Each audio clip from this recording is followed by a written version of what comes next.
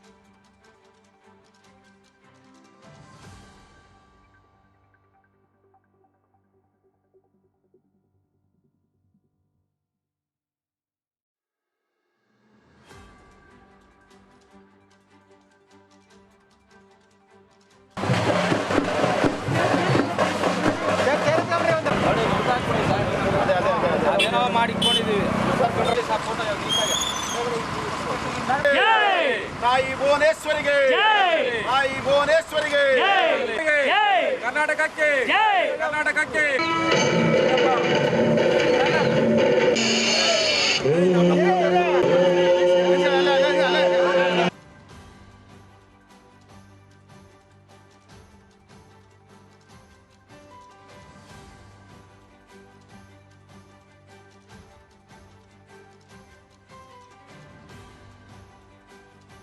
ಇಂದು ಕನ್ನಡಿಗರೆಲ್ಲರೂ ಅತ್ಯಂತವಾದ ಶ್ರದ್ಧೆ ಮತ್ತು ಉತ್ಸಾಹಗಳಿಂದ ಕನ್ನಡ ಪ್ರೇಮದಿಂದ ಸುವರ್ಣ ಕರ್ನಾಟಕ ಸಂಭ್ರಮದ ರಥವನ್ನು ಇಲ್ಲಿ ಬರಮಾಡಿಕೊಂಡಿದ್ದೇವೆ. ಹಾಗೂ ಈ ರಥ ನಮ್ಮ ಕನ್ನಡಿಗರ ಒಂದು ಏಕೀಭಾವವನ್ನು ಪ್ರತಿನಿಧಿಸುತ್ತೆ.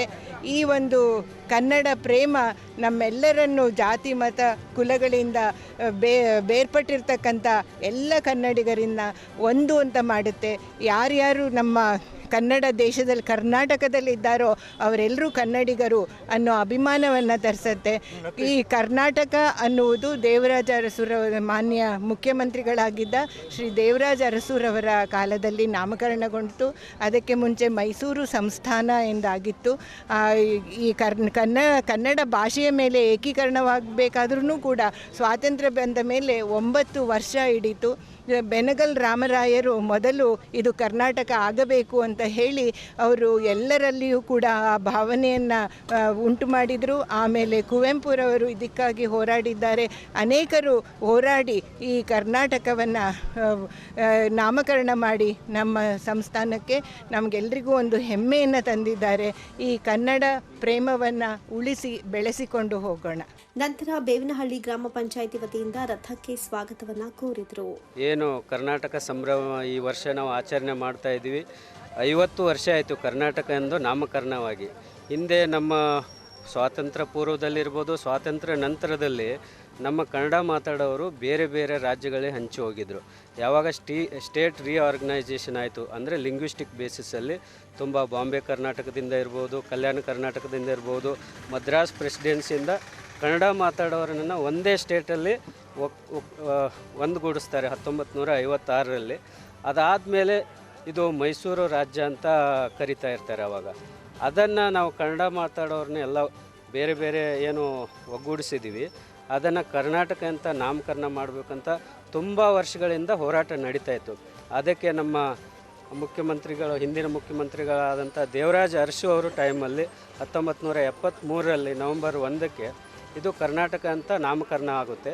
ಹಾಗಾಗಿ ಇವತ್ತು ನಾವು 2024ರಲ್ಲಿದ್ದೀವಿ. 50 ವರ್ಷ ಆಯಿತು ಅದು ನಾಮಕರಣ ಆಗಿ.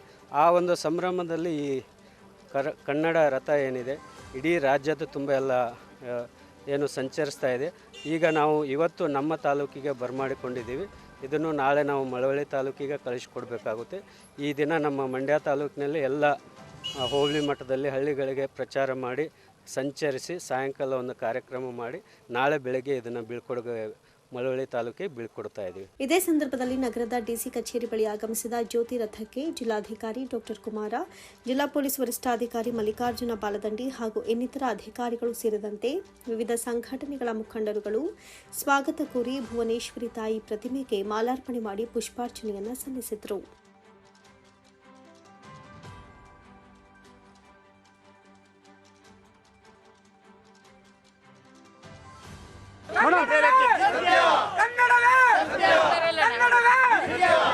ಜೈ ಭುವನೇಶ್ವರಿಗೆ, ಕರುನಾಡ ಭುವನೇಶ್ವರಿಗೆ, ಕರುನಾಡ ಭುವನೇಶ್ವರಿಗೆ ಹೆಸರಾಯಿತು ಕನ್ನಡ, ಹೆಸರಾಯಿತು ಕನ್ನಡ.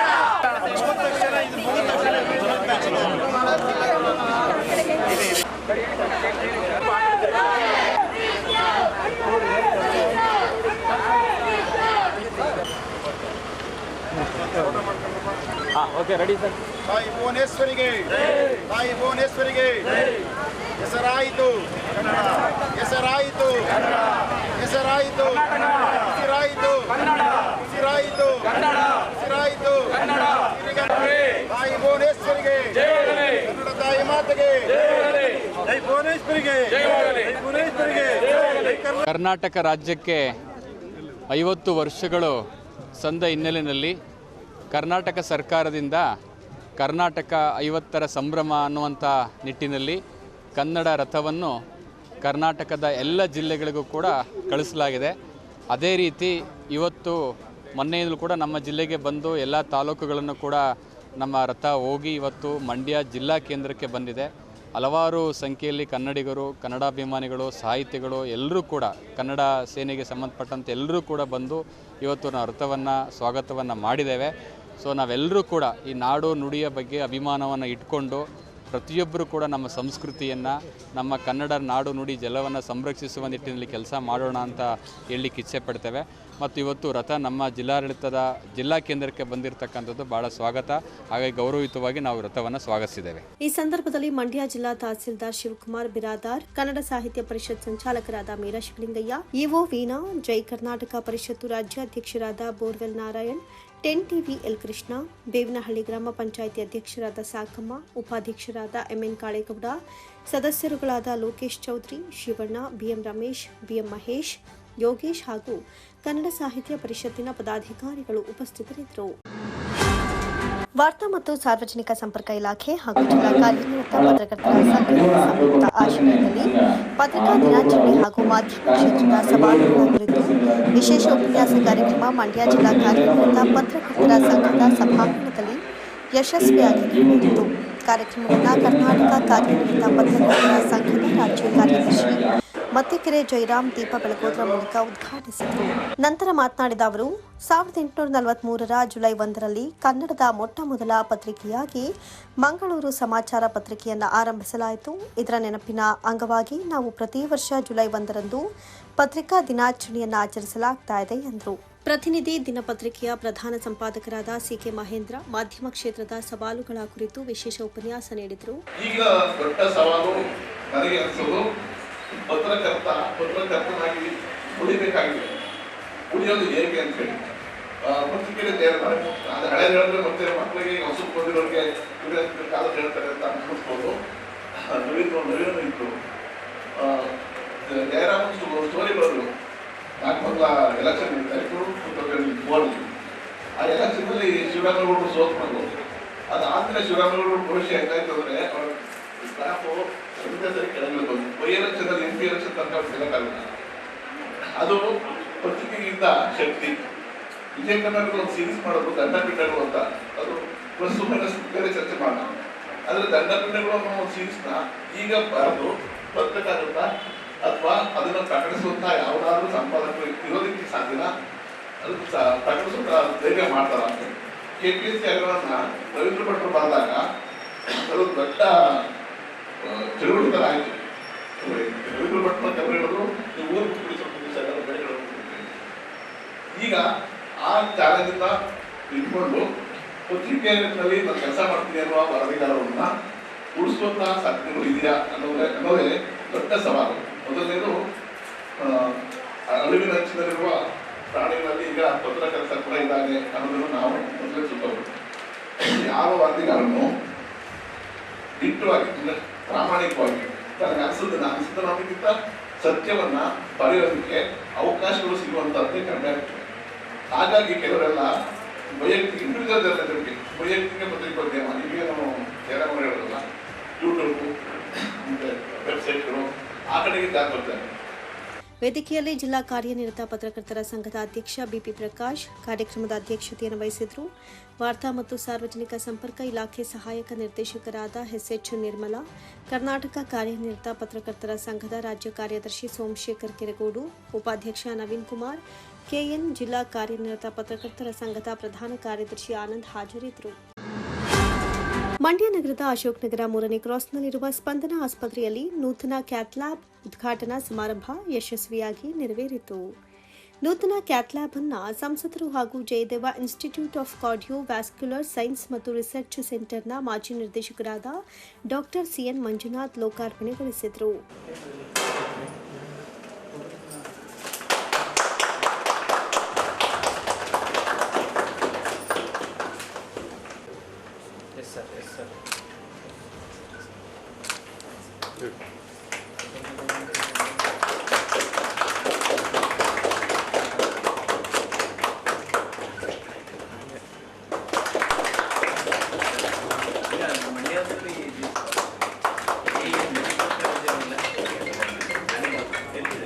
ಇದೇ ಸಂದರ್ಭದಲ್ಲಿ ಕ್ಯಾಥ್ ಲ್ಯಾಬ್ನಲ್ಲಿ ಕಾರ್ಯನಿರ್ವಹಿಸುವ ಕುರಿತು ಪ್ರಾತ್ಯಕ್ಷಿಕೆಯನ್ನು ನೀಡಿದರು.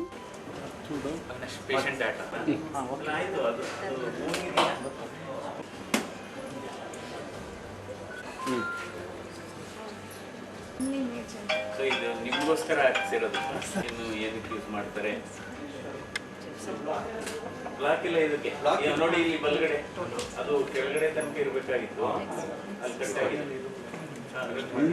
ಇದು ಆಂಜಿಯೋಪ್ಲಾಸ್ಟಿ ಮಾಡಿದ್ದಾರೆ.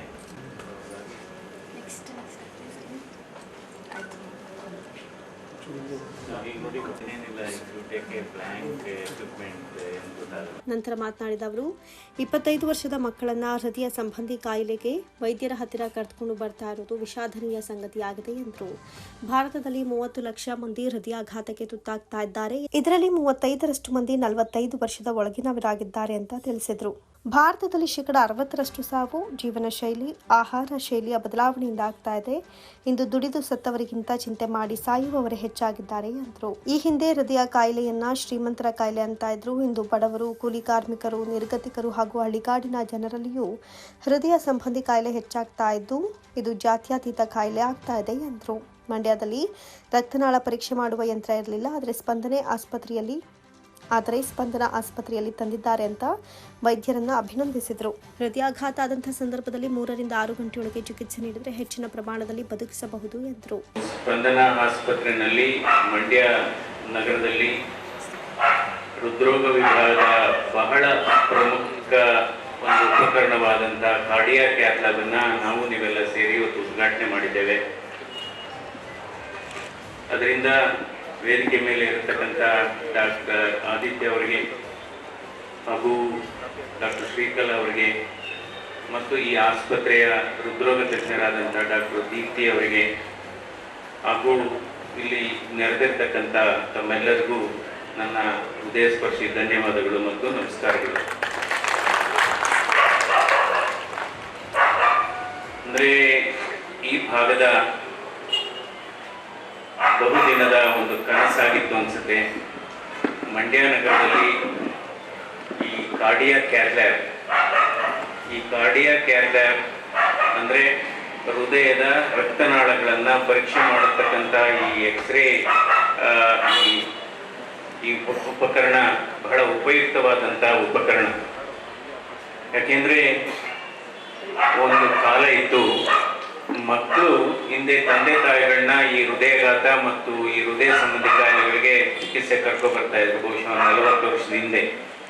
ಆದರೆ ಇಂದು ಯಾವ ಕಾಲಘಟ್ಟದಲ್ಲಿ ಇದ್ದೇವೆ ಅಂದರೆ, ಇವತ್ತು ತಂದೆ ತಾಯಿಗಳು ಅವರ ಮಕ್ಕಳನ್ನ 25ರಿಂದ 45 ವರ್ಷ ವಯೋಮಿತಿಯಲ್ಲಿರ್ತಕ್ಕಂಥ ಮಕ್ಕಳನ್ನ ಇವತ್ತು ಈ ಹೃದಯಘಾತ ಮತ್ತು ಹೃದಯ ಸಂಬಂಧಿ ಕಾಯಿಲೆಗಳಿಗೆ ಕರ್ಕೊಂಡ್ಬರ್ತಾ ಇದ್ದಾರೆ. ಇದು ಬಹಳ ಒಂದು ವಿಪರ್ಯಾಸ ಅಂತಲೇ ಹೇಳಬೇಕಾಗುತ್ತೆ. ಅಂದರೆ ಭಾರತ ದೇಶದಲ್ಲಿ ಇವತ್ತು ಪ್ರತಿ ವರ್ಷ 30 ಲಕ್ಷ ಜನ ಇವತ್ತು ಹೃದಯಘಾತಕ್ಕೆ ತುತ್ತಾಗ್ತಾ ಇದ್ದಾರೆ. ಭಾರತ ದೇಶದಲ್ಲಿ ಒಂದು ವರ್ಷಕ್ಕೆ ಸುಮಾರು 30 ಲಕ್ಷ ಜನ ಈ ಹೃದಯಘಾತಕ್ಕೆ ತುತ್ತಾಗ್ತಾ ಇದ್ದಾರೆ. ಇನ್ನೊಂದು ಬಹಳ ಆತಂಕಕಾರಿ ಬೆಳವಣಿಗೆ ಏನು ಅಂದರೆ, 35% ಹೃದಯಘಾತ 45 ವರ್ಷಗಳಿಗಿಂತ ಚಿಕ್ಕವರ್ಗಾಗ್ತಾ ಇದೆ. ಮಧುಮಕ್ಕಳಲ್ಲಿ ಹೃದಯಘಾತ, ಎಷ್ಟೋ ಮಧುಮಕ್ಕಳಲ್ಲಿ ಮಧುಮೇಹ. ಭಾರತ ದೇಶದಲ್ಲಿ 60% ಸಾವುಗಳು ಇವತ್ತು ಜೀವನ ಶೈಲಿ ಆಧಾರಿತ ಕಾಯಿಲೆಗಳಿಂದ ಆಗ್ತದೆ. ಜೀವನ ಶೈಲಿ ಬದಲಾವಣೆಯಾಗಿದೆ, ಆಹಾರ ಪದ್ಧತಿ ಬದಲಾವಣೆಯಾಗಿದೆ, ಆಹಾರ ಪದಾರ್ಥಗಳು ಬದಲಾವಣೆಯಾಗಿದೆ. ಇವತ್ತು ನಮ್ಮ ದೇಶದಲ್ಲಿ ದುಡಿದು ಸತ್ತವರಿಗಿಂತ ಇವತ್ತು ಚಿಂತೆ ಮಾಡಿ ಸತ್ತವರ ಸಂಖ್ಯೆನೇ ಜಾಸ್ತಿ ಇದೆ.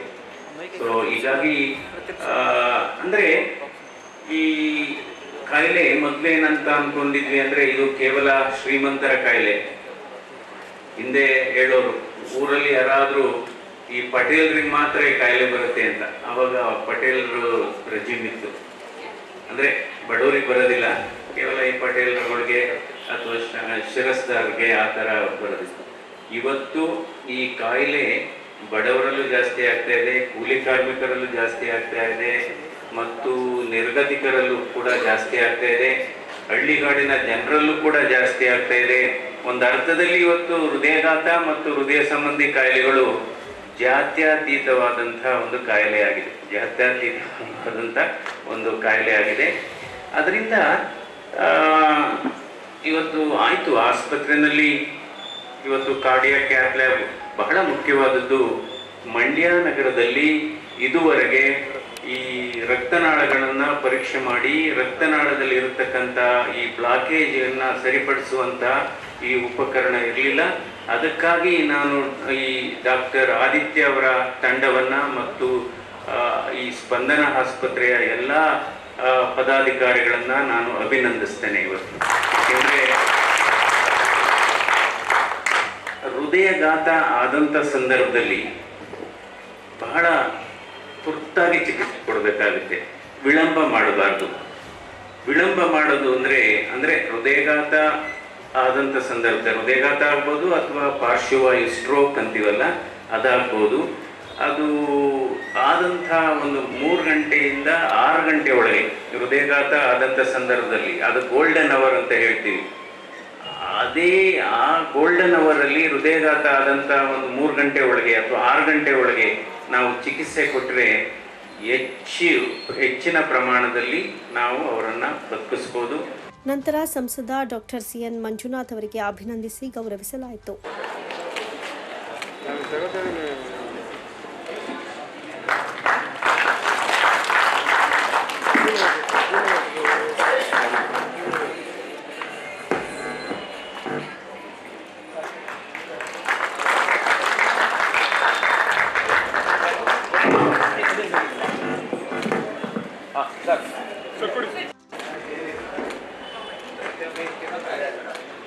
ವೇದಿಕೆಯಲ್ಲಿ ಆಸ್ಪತ್ರೆ ಆಡಳಿತಾಧಿಕಾರಿ ಡಾಕ್ಟರ್ ಆದಿತ್ಯ, ಹೃದ್ರೋಗ ತಜ್ಞೆ ಡಾಕ್ಟರ್ ದೀಪ್ತಿ ಮಂಗೇಶ್, ಸ್ತ್ರೀರೋಗ ತಜ್ಞೆ ಡಾಕ್ಟರ್ ಶ್ರೀಕಲಾ, ಸ್ಪಂದನ ಆಸ್ಪತ್ರೆಯ ನಿರ್ದೇಶಕ ಡಾಕ್ಟರ್ ರವೀಂದ್ರನಾಥ್ ಸೇರಿದಂತೆ ಆಸ್ಪತ್ರೆಯ ಸಿಬ್ಬಂದಿಗಳು ಹಾಜರಿದ್ದರು.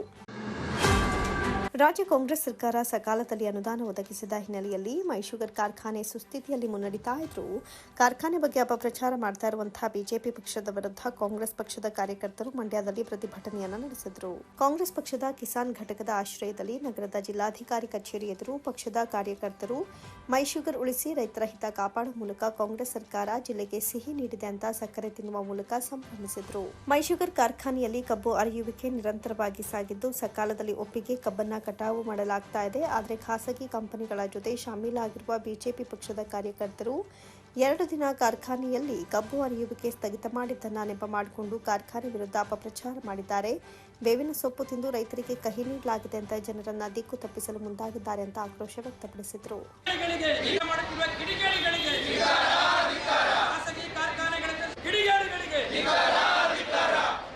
ಮೈಸೂರು ಏಳಿಗೆ ಸಹಿಸದ ಕಿಡಿಗೇಡಿಗಳಿಗೆ ಮೈಸೂರು ಏಳಿಗೆ ಸಹಿಸದ ಕಿಡಿಗೇಡಿಗಳಿಗೆ ಸಹಿಸದ ಕಿಡಿಗೇಡಿಗಳಿಗೆ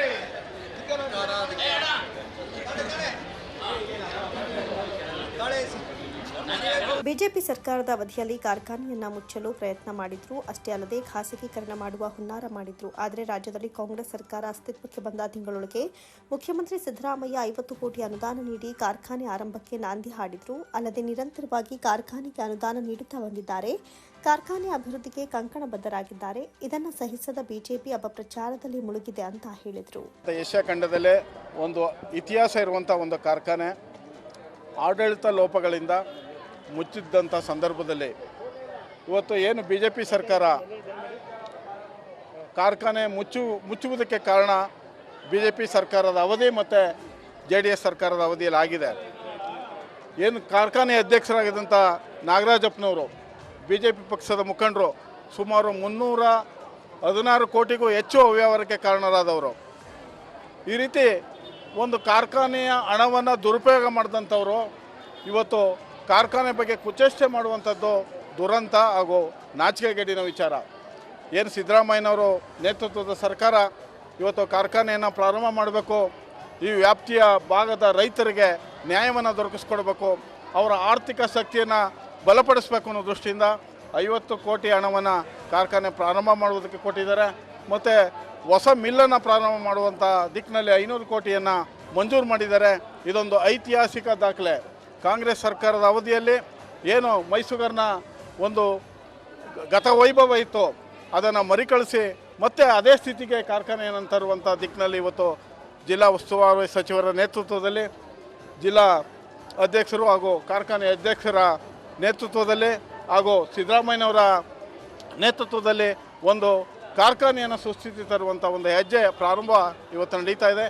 ಈ ದಿಕ್ಕಿನಲ್ಲಿ ಏನು ಹೊಸದಾಗಿ ಈ ಕಾರ್ಖಾನೆ ಪ್ರಾರಂಭ ಆಗಿದೆ, ಪ್ರಾರಂಭೋತ್ಸವದ ಅಂಗವಾಗಿ ಏನು ಅಲ್ಲಿ ಉತ್ಪತ್ತಿ ಆಯ್ತಾ ಇರುವಂಥ ಸಕ್ಕರೆಯನ್ನು ಸಾರ್ವಜನಿಕರಿಗೆ ಹಂಚುವುದರ ಮೂಲಕ ಒಂದು ಸಂಭ್ರಮಾಚರಣೆಯನ್ನು ಮಾಡುವುದರ ಮೂಲಕ ಇವತ್ತು ನಾವೆಲ್ಲ ಇಲ್ಲಿ ನಮ್ಮ ಮಿತ್ರರು, ಕಾಂಗ್ರೆಸ್ ಪಕ್ಷದ ಕಾರ್ಯಕರ್ತರು ಮತ್ತು ರೈತರು ಇಲ್ಲಿ ಸೇರಿದ್ದೀವಿ. ಕಾರ್ಖಾನೆಯನ್ನ ಮುಚ್ಚಿ ಹಾಕುವ ಹುನ್ನಾರವನ್ನ ಬಿಜೆಪಿ ಮಾಡ್ತಾ ಬಂದಿದೆ. ಹೀಗಾಗಿ ಸಣ್ಣ ಪುಟ್ಟ ವಿಷಯದಲ್ಲಿ ಕಾರ್ಖಾನೆ ವಿರುದ್ಧ ಅಪಪ್ರಚಾರ ಮಾಡ್ತಾ ಬಂದಿದೆ. ನಿಜಕ್ಕೂ ಕಾಂಗ್ರೆಸ್ ಸರ್ಕಾರ 500ಕ್ಕೂ ಹೆಚ್ಚು ಕೋಟಿ ಅನುದಾನವನ್ನು ನೀಡುವ ಮೂಲಕ ಜಿಲ್ಲೆಯ ರೈತರ ಹಿತ ಕಾಪಾಡಿದೆ. ಇದನ್ನು ಸಹಿಸದೆ ಅಪಪ್ರಚಾರ ಮಾಡಿ ಸರ್ಕಾರಿ ಸ್ವಾಮ್ಯದ ಕಾರ್ಖಾನೆಯನ್ನ ಮುಚ್ಚಿ ಹಾಕಲು ಹುನ್ನಾರ ಮಾಡಿದೆ ಅಂತ ಕಿಡಿಕಾರಿದರು. ಈ ಬಿಜೆಪಿಯ ಕಿಡಿಗೇಡಿಗಳ ಒಂದು ಬಣ್ಣವನ್ನು ಬಯಲು ಮಾಡಬೇಕು ಅಂತೇಳಿ ನಾವೆಲ್ಲ ನಮ್ಮ ಎಲ್ಲ ಸ್ನೇಹಿತರು ಒಡಗೂಡಿ ಈ ದಿವಸ ನಾವು ಈ ಪ್ರತಿಭಟನಾ ಕಾರ್ಯಕ್ರಮವನ್ನು ಇಟ್ಕೊಂಡಿದ್ದೀವಿ. ಏನು ಮೊನ್ನೆ ದಿವಸ ಬೇವಿನ ಸೊಪ್ಪನ್ನು ತಿನ್ನೋದ್ರ ಮೂಲಕ BJPಯವರು ಪ್ರತಿಭಟನೆ ಮಾಡಿದ್ದಾರೆ. ಕೇವಲ 2 ದಿವಸ ಕಾರ್ಖಾನೆ ನಿಂತಿದ್ದಕ್ಕೆ ಬೇವಿನ ಸೊಪ್ಪು ತಿಂದು ನೀವು ಪ್ರತಿಭಟನೆ ಮಾಡ್ತೀರಿ. ಏನು ಸಂದೇಶ ಕೊಟ್ಟಿದ್ದೀರಿ ನೀವು ಅಂತ ಹೇಳಿದ್ರೆ, ನಾವು ಅಧಿಕಾರಕ್ಕೆ ಬಂದರೆ, BJPಯವರು ಅಧಿಕಾರಕ್ಕೆ ಬಂದರೆ ಬೇವಿನ ಸೊಪ್ಪು ಗ್ಯಾರಂಟಿ ಅಂತಕ್ಕಂಥ ಸಂದೇಶವನ್ನು ಕೊಟ್ಟಿದ್ದೀರಿ. ಅದೇ ಕಾಂಗ್ರೆಸ್ ಸರ್ಕಾರ ಬಂದರೆ ಮಂಡ್ಯ ಜಿಲ್ಲೆ ಜನತೆಗೆ ನಾವು ಸಿಹಿಯನ್ನು ಕೊಡ್ತೇವೆ, ಅದು ಗ್ಯಾರಂಟಿ ಅಂತಕ್ಕಂಥದ್ದನ್ನು ನಮ್ಮ ಈ ಒಂದು ದಿವಸ ಈ BJPಯವರು ವಿರುದ್ಧ ನಡೀತಕ್ಕಂಥ ಪ್ರತಿಭಟನೆಯಲ್ಲಿ ನಾವು ಹೇಳೋದು ಬಂದಿದ್ದೀವಿ. ಕಳೆದ 2 ದಿವಸ ಹಿಂದೆ ಏನು ಪ್ರತಿಭಟನೆ ಮಾಡಿದ್ದಾರೆ ಅವರಿಗೆ ನಾನು ಕೆಲವು ಪ್ರಶ್ನೆಗಳನ್ನು ಕೇಳೋದಕ್ಕೆ ಮಾಡ್ತೇನೆ. ಏನು 2008ರಲ್ಲಿ ಸನ್ಮಾನ್ಯ BS ಯಡಿಯೂರಪ್ಪನವರು ಮುಖ್ಯಮಂತ್ರಿ ಆಗಿದ್ದಂಥ ಅವಧಿನಲ್ಲಿ ಅವರ ಕೈಗೊಂಬೆಯಾಗಿ ಏನು ಸನ್ಮಾನ್ಯ ನಾಗರಾಜಪ್ಪನವ್ರನ್ನ ಕುಂಡಿಸಿ ಇದು ಮಾಡ್ಬಿಟ್ಟು ಆ ಅವಧಿನಲ್ಲಿ 2008ರಿಂದ 2013ರವರೆಗೆ 121 ಕೋಟಿ ರೂಪಾಯಿ ಹಗರಣವನ್ನು ಮಾಡಿದ್ದೀರಿ. ಏನು BS ಯಡಿಯೂರಪ್ಪ ಮತ್ತು ಅವ್ರ ಮಗ ವಿಜೇಂದ್ರ ಇಬ್ಬರು ಅವರಿಗೆ ಪರಮಾಪ್ತರು ನಾಗರಾಜಪ್ಪರು ಅವ್ರನ್ನ ಕುಂಡಿಸಿ ಮೈಸೂರು ಕಾರ್ಖಾನೆಯಲ್ಲಿ 121 ಕೋಟಿ ಹಗರಣವನ್ನು ನೀವು ಮಾಡಿದ್ದೀರಿ. ಇದನ್ನು ಹಗರಣ ಮಾಡಿದ್ದೀರಿ ಅಂತಕ್ಕಂಥ ಆರೋಪವನ್ನು ನಾನು ಮಾಡ್ತಾ ಇಲ್ಲ. ಇದನ್ನು ಕೊಡಿರ್ತಕ್ಕಂಥ ಲೋಕಾಯುಕ್ತ ವರದಿ, ಇದು ಲೋಕಾಯುಕ್ತ ವರದಿನ ಇವತ್ತು ಜಿಲ್ಲಾಧಿಕಾರಿಗಳು ಕೊಡ್ತೀವಿ. 121 ಕೋಟಿ ಹಗರಣವನ್ನು ಮಾಡಿದ್ದಾರೆ ಅಂತಕ್ಕಂಥ ವರದಿಯನ್ನು ಕೊಟ್ಟಿದೆ. ಇದು ಮಾಡ್ಬಿಟ್ಟು ಇದಕ್ಕೆ ನೀವು ಬೇವಿನ ಸೊಪ್ಪು ತಿನ್ನಬೇಕಾ? ಇದು ಮಾಡ್ಬಿಟ್ಟು 121 ಕೋಟಿ ಹಗರಣ ಮಾಡಿದ್ದಕ್ಕೆ ಹೌದು ನೀವು ತಿನ್ನಬೇಕು. ಯಾಕೆಂತಂದರೆ 121 ಕೋಟಿ ತಿಂದಾಕಿದಿರಲ್ಲ ಮೈಸೂರು ಕಾರ್ಖಾನೆಯಲ್ಲಿ, ಅದಕ್ಕೋಸ್ಕರ ನೀವು ಈ ಒಂದು ಪ್ರತಿಭಟನೆ ಮಾಡಬೇಕು.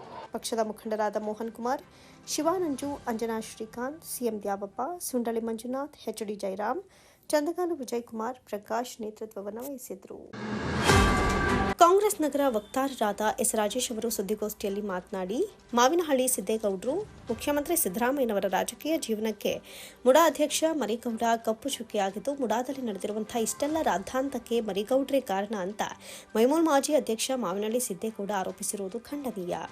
ಚಾಮುಂಡೇಶ್ವರಿ ಕ್ಷೇತ್ರದಲ್ಲಿ 2013, 18, 2023ರಲ್ಲಿ ಪಕ್ಷದ ಅಭ್ಯರ್ಥಿಗಳ ಗೆಲುವಿಗಾಗಿ ಪ್ರಾಮಾಣಿಕ ಹಾಗೂ ದಕ್ಷತೆಯಿಂದ ಚುನಾವಣಾ ಪ್ರಚಾರದಲ್ಲಿ ಕೈಗೊಂಡ ನಿಷ್ಠಾವಂತ ಕಾರ್ಯಕರ್ತ ಮರಿಗೌಡರಾಗಿದ್ದಾರೆ. 2023ರ ವಿಧಾನಸಭಾ ಚುನಾವಣೆಯಲ್ಲಿ ಮಾನ್ಯ ಸಿದ್ದರಾಮಯ್ಯನವರ ಆದೇಶದ ಮೇರೆಗೆ ಚಾಮುಂಡೇಶ್ವರಿ ಕ್ಷೇತ್ರವನ್ನ ಒಕ್ಕಲಿಗ ಸಮುದಾಯದವರಿಗೆ ಬಿಟ್ಟುಕೊಡಬೇಕು ಅಂತ ಮರಿಗೌಡರನ್ನ ಸಮಾಧಾನಪಡಿಸಿ ಒಪ್ಪಿಸಿ ನಿಮಗೆ ಕ್ಷೇತ್ರದ ಕಾಂಗ್ರೆಸ್ ಪಕ್ಷದ ಅಭ್ಯರ್ಥಿಯನ್ನಾಗಿ ಮಾಡಿದಾಗ ಅದನ್ನು ಒಪ್ಪಿಕೊಂಡು ನಿಮಗಾಗಿ ಕ್ಷೇತ್ರವನ್ನ ಬಿಟ್ಟು ಕೊಟ್ಟಿರ್ತಾರೆ. ಅದನ್ನ ನೀವು ಮರೆತಂತಿದೆ. 2024ರ ಇತ್ತೀಚಿನ ಎಂಪಿ ಚುನಾವಣೆಯಲ್ಲಿ ಮಾನ್ಯ ಮುಖ್ಯಮಂತ್ರಿ ಸಿದ್ದರಾಮಯ್ಯನವರು ಮೈಸೂರು ಕೊಡಗು ಲೋಕಸಭಾ ಕ್ಷೇತ್ರದ ಕಾಂಗ್ರೆಸ್ ಅಭ್ಯರ್ಥಿ ಎಂ ಲಕ್ಷ್ಮಣ್ ಅವರ ಪರವಾಗಿ ಚಾಮುಂಡೇಶ್ವರಿ ಕ್ಷೇತ್ರದ ಪರಾಜಿತ ಅಭ್ಯರ್ಥಿಯಾದ ಮಾವಿನಹಳ್ಳಿ ಸಿದ್ದೇಗೌಡರನ್ನ ನೀನು ಚಾಮುಂಡೇಶ್ವರಿ ಕ್ಷೇತ್ರದ ಜವಾಬ್ದಾರಿ ಹೊತ್ತು ಪ್ರಚಾರ ಕೈಗೊಂಡು ಎಂ ಲಕ್ಷ್ಮಣ್ ಅವರ ಗೆಲುವಿಗೆ ಶ್ರಮಿಸುವಂತ ನೇರವಾಗಿ ಹೇಳಿದ್ರೂ ಕೂಡ ಜವಾಬ್ದಾರಿಯನ್ನು ವಹಿಸದೆ ಎಂಪಿ ಚುನಾವಣೆಯಲ್ಲಿ ತಟಸ್ಥವಾಗಿ ಉಳಿಯುವ ಮೂಲಕ ಹಾಗೂ ಚುನಾವಣಾ ಪ್ರಚಾರದಿಂದ ಕಣ್ಮರೆಯಾಗುವ ಮೂಲಕ ಪಕ್ಷಕ್ಕೆ ದ್ರೋಹ ಎಸಗಿದ್ದೀರಾ ಅಂತ ಆಕ್ರೋಶ ವ್ಯಕ್ತಪಡಿಸಿದರು. ನಿರಾಧಾರವಾದಂಥ ಆರೋಪ. ಸ್ವಾಮಿ, ದಯಮಾಡಿ ನಮ್ಮ ಆತ್ಮೀಯ ಸನ್ಮಿತ್ರರಲ್ಲಿ ನಿಮಗೆ ಮನವಿ ಮಾಡ್ಕೊಳ್ತಾ ಇದ್ದೀವಿ. ಇದು ನಮ್ಮ ಮರಿಗೌಡರು ಬಂದಿದ್ದು ಇಲ್ಲ ಇಲ್ಲ ಇಲ್ಲ ಇದಕ್ಕೂ ಅದಕ್ಕೂ ಸಂಬಂಧವೇ ಇಲ್ಲ. ಅವರು ಪತ್ರ ವ್ಯವಹಾರನೂ ಕೂಡ ಮಾಡಿಲ್ಲ. ಇವೆಲ್ಲವೂ ಕೂಡ ಇವರು ಸೃಷ್ಟಿಸಿರುವಂಥ ನಿರಾಧಾರ ಕಪೋಲ ಕಲ್ಪಿತ ಒಂದು ಸೃಷ್ಟಿ. ಇದು ಎಲ್ಲಿ ಬರ್ರಿ ಕೊಡಿ ಸ್ವಾಮಿ ಬರ್ದಿರೋದನ್ನ. ಏನಂತ ಬರ್ದಿದ್ದಾರೆ? ಬೇರೆ ವಿಷಯಗಳಿಗೆ ಬರ್ದಿರೋ ಈ ವಿಷಯಕ್ಕೆ ಬರ್ದಿಲ್ಲ. ಕೊಡಿ ನೀವು, ಎಲ್ಲಿದೆ? ಪತ್ರಿಕಾಗೋಷ್ಠಿಯಲ್ಲಿ ಇತರ ಕಾಂಗ್ರೆಸ್ ಮುಖಂಡರಾದ ಶ್ರೀನಿವಾಸ್, ಪ್ರವೀಣ್, ರವಿ ಹಾಜರಿದ್ದರು. ರಾಜ್ಯದಲ್ಲಿ ಇದೇ ಮೊದಲ ಬಾರಿಗೆ ಏಕಕಾಲದಲ್ಲಿ ನಗರದ ಪೂರ್ಣಚೇತನ ಶಾಲೆಯ 5 ವಿದ್ಯಾರ್ಥಿಗಳು ವಿವಿಧ ವಿಭಾಗಗಳಲ್ಲಿ 5 ನೂತನ ವಿಶ್ವ ದಾಖಲೆಗಳನ್ನು ನಿರ್ಮಿಸಿ ರಾಜ್ಯಕ್ಕೆ ಕೀರ್ತಿ ತಂದಿದ್ದಾರೆ. ಈ 5 ವಿದ್ಯಾರ್ಥಿಗಳು ತಮ್ಮ ಕಠಿಣ ಪರಿಶ್ರಮ ಮತ್ತು ಸಮರ್ಪಣಾ ಮನೋಭಾವದಿಂದ ಸಂಗೀತ, ಸಾಂಸ್ಕೃತಿಕ ಕ್ಷೇತ್ರಗಳಲ್ಲಿ ತಮ್ಮ ಪ್ರದರ್ಶನದ ಮೂಲಕ ಈ ಹೊಸ ದಾಖಲೆಯನ್ನ ಸೃಷ್ಟಿಸಿ ಮೈಸೂರಿನ ಖ್ಯಾತಿಯನ್ನ ಇನ್ನಷ್ಟು ಹೆಚ್ಚಿಸಿದ್ದಾರೆ. ಪೂರ್ಣಚೇತನ ಶಾಲೆಯ 6ನೇ ತರಗತಿಯ ವಿದ್ಯಾರ್ಥಿನಿ ಮುಳುಕುಟ್ಲ ಮೋಕ್ಷದ ಸತತ 7 ಗಂಟೆ 4 ನಿಮಿಷಗಳಲ್ಲಿ ಭಗವದ್ಗೀತೆಯ ಎಲ್ಲ 18 ಅಧ್ಯಾಯಗಳನ್ನು ಪಠಿಸುವ ಮೂಲಕ ವಿಶ್ವ ದಾಖಲೆಯನ್ನು ನಿರ್ಮಿಸಿದ್ದಾರೆ. ಇದು ವೈಯಕ್ತಿಕ ಮ್ಯಾರಥಾನ್ ವಿಭಾಗದಡಿಯಲ್ಲಿ ವಿಶ್ವ ದಾಖಲೆಯಾಗಿದೆ. ಶಾಲೆಯ 7ನೇ ತರಗತಿಯ ವಿದ್ಯಾರ್ಥಿ ಮಹೇಶ್ ಕುಮಾರ್ HS, 3ನೇ ತರಗತಿಯ ವಿದ್ಯಾರ್ಥಿ ಪೃಥು P ಅದ್ವೈತ್, 4ನೇ ತರಗತಿಯ ವಿದ್ಯಾರ್ಥಿ ತೋಷನ್ G ರಾವ್, 4ನೇ ತರಗತಿಯ ವಿದ್ಯಾರ್ಥಿನಿ ಅಸ್ಮಿ ಎ ಭಾರದ್ವಾಜ್ ವಿಶ್ವ ದಾಖಲೆಯನ್ನ ಸೃಷ್ಟಿಸಿದರು. ಈ ಎಲ್ಲ ವಿಶ್ವ ದಾಖಲೆಗಳನ್ನು ಏಷ್ಯನ್ ರೆಕಾರ್ಡ್ಸ್ ಅಕಾಡೆಮಿ ಮತ್ತು ಇಂಡಿಯಾ ರೆಕಾರ್ಡ್ಸ್ ಅಕಾಡೆಮಿ ಅಧಿಕೃತವಾಗಿ ಪ್ರಮಾಣೀಕರಿಸಿದೆ. ಈ ವಿದ್ಯಾರ್ಥಿಗಳು ತಮ್ಮ ವಿಶ್ವ ದಾಖಲೆಯ ಪ್ರದರ್ಶನದ ಮೂಲಕ ಸಮಾಜಕ್ಕೆ ದೇಶಭಕ್ತಿ, ಕಠಿಣ ಪರಿಶ್ರಮ, ಭಾರತೀಯ ಸಂಸ್ಕೃತಿ ಮತ್ತು ಪರಂಪರೆಯ ಮೌಲ್ಯಗಳ ಸಂದೇಶವನ್ನು ನೀಡಿದ್ದಾರೆ. ಪ್ರತಿಯೊಬ್ಬ ವಿದ್ಯಾರ್ಥಿಯು ಹೊಸ ವಿಶ್ವ ದಾಖಲೆಯನ್ನು ರಚಿಸಲು ಒಂದು ವಿಶಿಷ್ಟವಾದ ಸವಾಲನ್ನು ಆಯ್ದುಕೊಂಡು ಹೆಮ್ಮೆಯ ಸಾಧನೆ ಮಾಡಿದ್ದಾರೆ ಅಂತ ಅವರು ಹೇಳಿದರು. ನಾವು 9 ಟೀಮ್ ರೆಕಾರ್ಡ್ ಏನು ಮಾಡಿದ್ದೀವಿ ಅದೆಲ್ಲನೂ ಒಂದು ಸಾಮಾಜಿಕ ಪರಿವರ್ತನೆ ಮತ್ತು ನಮ್ಮ ಕಲ್ಚರು ಇದ್ರ ಬೇಸಿಸ್ ಮೇಲೇ ಆ ಮಕ್ಳಿಗೆ ಅದ್ರ ಪರಿಚಯ ಆಗಲಿ ಅನ್ನೋ ಕಾರಣಕ್ಕೋಸ್ಕರ ಸೆಲೆಕ್ಟ್ ಮಾಡಿರೋದು. ಇದ್ರ ಬಗ್ಗೆ ಅದೇ 9 ಟೀಮ್ ರೆಕಾರ್ಡ್ಸ್ ಕಂಪ್ಲೀಟ್ ಆದಮೇಲೆ ನಾನು ನಿಮ್ಮ ಮುಂದೆ ಬಂದು ಮತ್ತೆ ಅದ್ರ ಬಗ್ಗೆ ಹೇಳ್ತೀನಿ. ನಮ್ಮ ಮಕ್ಕಳು ತುಂಬ ಪ್ರೌಡ್ ಅನಿಸುತ್ತೆ. ಒಂದು ಬುಕ್ಕು ಕೂಡ ಆಥರ್ ಮಾಡಿದ್ದಾರೆ. ಆ ಬುಕ್ಕನ್ನು ಕೂಡ ರಿಲೀಸ್ ಮಾಡೋದಿದೆ ನೆಕ್ಸ್ಟ್ ದಿನಗಳಲ್ಲಿ. ಅದೆಲ್ಲ ಆದ ತಕ್ಷಣ ನಾವು ಮತ್ತೆ ಪ್ರೆಸ್ ಮೀಟ್ ಮಾಡ್ತೀವಿ. 14 ಗಂಟೆ ಏನು ಸ್ವಾಮಿ ವಿವೇಕಾನಂದರ ಬಗ್ಗೆ ಮಾತನಾಡಲಿಕ್ಕೆ ಒಂದು ಸ್ಫೂರ್ತಿ, ಅದು ಸ್ವಾಮಿ ವಿವೇಕಾನಂದರು ನಿಜ. ಆದರೆ 14 ಗಂಟೆ ಮಾತನಾಡಲಿಕ್ಕೆ ನನಗೆ ಶಕ್ತಿ ಕೊಟ್ಟಂತಹ ಭಗವಂತನಿಗೆ ಧನ್ಯವಾದನ ನಾನು ಮೊದಲಿಗೆ ತಿಳಿಸ್ತೀನಿ. ಮತ್ತು ಈ ಒಂದು ಅವಕಾಶನ ನೀಡಿದಂತಹ ನನ್ನ ಪೂರ್ಣಚೇತನ ಪಬ್ಲಿಕ್ ಶಾಲೆಗೆ ಧನ್ಯವಾದನ ತಿಳಿಸ್ತೀನಿ. ಮನೇಲಿ ಶ್ಲೋಕಗಳನ್ನ ಹೇಳೋದನ್ನು ಸ್ಕೂಲವರು ಗುರುತಿಸಿ ವರ್ಲ್ಡ್ ರೆಕಾರ್ಡ್ ಮಾಡೋಕ್ಕೆ ಒಂದು ಅವಕಾಶ ಕೊಟ್ಟರು. ಮತ್ತು ಒಂದು ಸ್ಪೆಷಲಾಗಿ ಹೇಳಬೇಕು ಅಂದರೆ ನಾನು ಅಚೀವ್ ಮಾಡಿದ ರಾತ್ರಿನೇ ಬೇಜಾವರ್ಷಿಗಳು ಫೋನ್ ಮಾಡಿ ನನಗೆ ವಿಶ್ ಮಾಡಿದ್ರು. Insist me to achieve this world record and to memorize Bhagavad Gita from a young age, and they have glad me to support. You can do this. Sarvebhyah ಧನ್ಯವಾದ. ನಾನು ಈ world record ಮಾಡಬೇಕು ಅಂತ ಅಂದ್ಕೊಂಡಿದ್ದೆ. ಆವಾಗ ನಾನು summer ಕ್ಯಾಂಪಲ್ಲಿ ಕಲ್ತ್ಕೊಂಡಿದ್ದೆ. ನಾನು ಒಂದು 10 ಡೇಸ್ ಮಾತ್ರ ಸಮ್ಮರ್ ಕ್ಯಾಂಪ್ಗೆ ಹೋಗಿದ್ದೆ. ಅಲ್ಲಿ ಗಾಂಧಾರಿ ವಿದ್ಯಾ ಅಂತ ಅದನ್ನ ನಮ್ಮ ಸರ್ ಹೇಳ್ಕೊಟ್ಟಿದ್ರು. ವರ್ಲ್ಡ್ ರೆಕಾರ್ಡ್ ಮಾಡ್ತಿದ್ದಾರೆ ಅಂತ ಗೊತ್ತಾಯಿತು. ಆವಾಗ ಪೇರೆಂಟ್ಸ್ ಎಂಕರೇಜ್ ಮಾಡಿದ್ರು, ನೀನು ವರ್ಲ್ಡ್ ರೆಕಾರ್ಡ್ ಮಾಡು ಅಂತ. ಟೀಚರ್ಸ್ ಎಲ್ಲ ನನಗೆ ಫುಲ್ ಎನ್ಕರೇಜ್ ಮಾಡಿ ನಂಗೆ ಮಧ್ಯದಲ್ಲಿ ಒಂದು ಸ್ವಲ್ಪ ಸುಸ್ತಾಗ್ತಿತ್ತು. ಆವಾಗ ಫುಲ್ ಎಲ್ಲ ಟೀಚರ್ಸ್ ನನಗೆ ಎಂಕರೇಜ್ ಮಾಡಿದ್ರು. ಆವಾಗ I was awake and I started to do. ಆಮೇಲೆ ನಾನು ಫುಲ್ 1.5 ವರ್ಷದಿಂದ ಪ್ರಾಕ್ಟೀಸ್ ಮಾಡ್ತಿದ್ದೆ. 2 ಮಂತಿಂದ ನಾನು ವರ್ಲ್ಡ್ ರೆಕಾರ್ಡ್ ಮಾಡಬೇಕು ಅಂತ ಅಂದ್ಕೊಂಡಿದ್ದೆ. ಸೊ ಫುಲ್ 2 ಮಂತು ನಾನು ಪ್ರಾಕ್ಟೀಸ್ ಮಾಡಿಬಿಟ್ಟು I achieve this world record. ಭಾರತೀಯ ನಗರದಲ್ಲಿ ನೂತನವಾಗಿ ವಂಶಿ ಸೌಹಾರ್ದ ಸಹಕಾರಿ ಸಂಘ ನಿಯಮಿತ ಕಚೇರಿಯ ಉದ್ಘಾಟನಾ ಸಮಾರಂಭ ನಗರದ ಎಂಎಂ ಮುಖ್ಯ ರಸ್ತೆಯಲ್ಲಿ ನೆರವೇರಿತು. ಮಂಡ್ಯ ಜಿಲ್ಲೆಯ ಸಹಕಾರ ಸಂಘಗಳ ಸಹಾಯಕ ನಿಬಂಧಕರು, ಮಂಡ್ಯ ಉಪವಿಭಾಗ ಮಂಡ್ಯ ಶ್ರೀಮತಿ ಕೆ ಅನಿತಾ ಅವರು ಉದ್ಘಾಟಿಸಿದರು.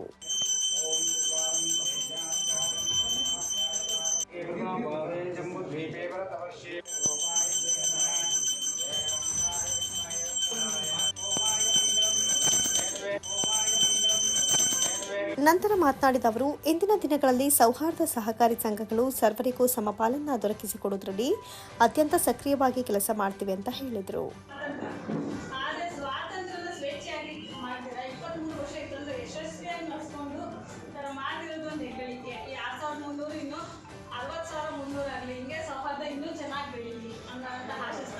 ಈ ಸಂದರ್ಭದಲ್ಲಿ ಸಂಘದ ಅಧ್ಯಕ್ಷರಾದ ಬಿ ಸಿದ್ದಯ್ಯ, ಹಿರಿಯ ಲೆಕ್ಕ ಪರಿಶೋಧಕರಾದ ಎನ್ ರವಿಕುಮಾರ್, ಮಂಡ್ಯ ಜಿಲ್ಲಾ ಸೌಹಾರ್ದ ಸಹಕಾರಿ ಸಂಘಗಳ ಒಕ್ಕೂಟದ ಅಧ್ಯಕ್ಷರಾದ ಬಿಜೆ ಗುರುರಾಜ್, ಷೇರುದಾರರಾದ ಎಂ ಮಾಯಪ್ಪ, ಟಿಎಸ್ ಮೋಹನ್ ಕುಮಾರ್, ಷೇರುದಾರರು, ಸದಸ್ಯರು, ಅಧ್ಯಕ್ಷರು, ಉಪಾಧ್ಯಕ್ಷರು, ನಿರ್ದೇಶಕರು ಹಾಗೂ ಮುಖ್ಯ ಕಾರ್ಯನಿರ್ವಹಣಾಧಿಕಾರಿಗಳು ಭಾಗವಹಿಸಿದರು.